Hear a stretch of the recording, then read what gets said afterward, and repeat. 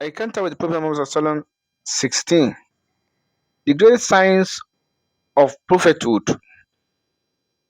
Among the greatest signs of Prophet Muhammad Sallallahu is the noble Quran. In it, Allah subhanahu wa ta'ala challenges the Arabs and others on the day of judgment to produce something like it.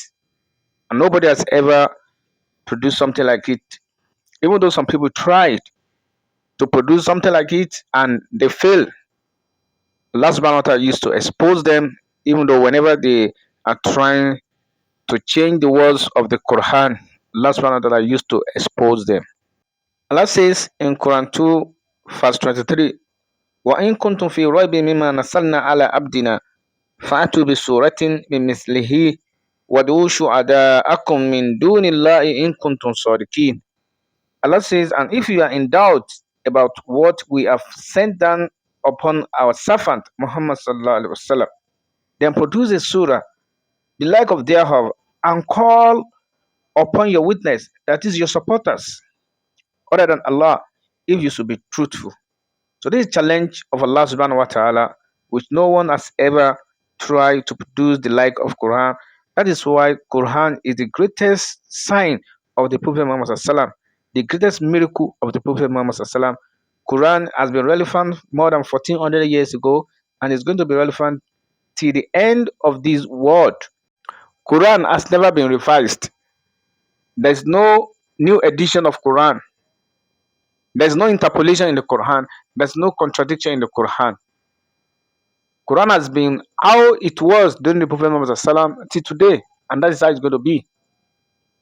So Quran is the greatest miracle of the Prophet Muhammad sallallahu alaihi wasallam. Ibn al-Qayyim al-Jawziyya stated that the Quran is inimitable in several ways. Number one, in its eloquence and precision, it is conciseness and comprehensiveness. A story might be related at length and then repeated in condensed form without losing any of the substance. Number two, in its similarity to the style of prose and poetry which were used by the Arabs. They failed in efforts to imitate it and acknowledge its superiority.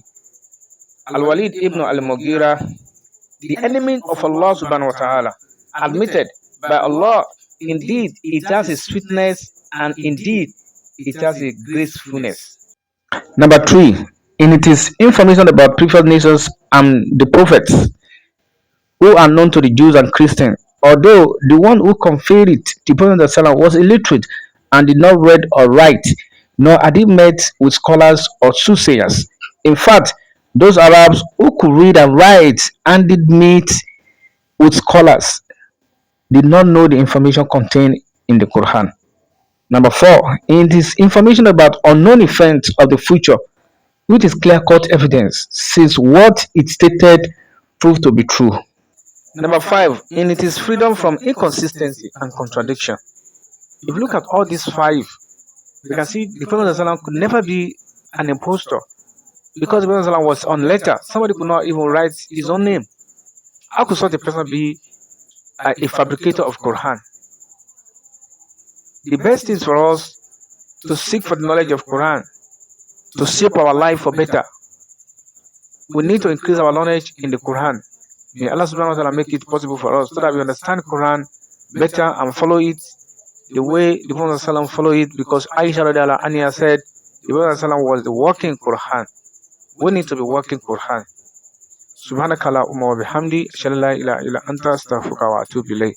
Assalamu alaikum.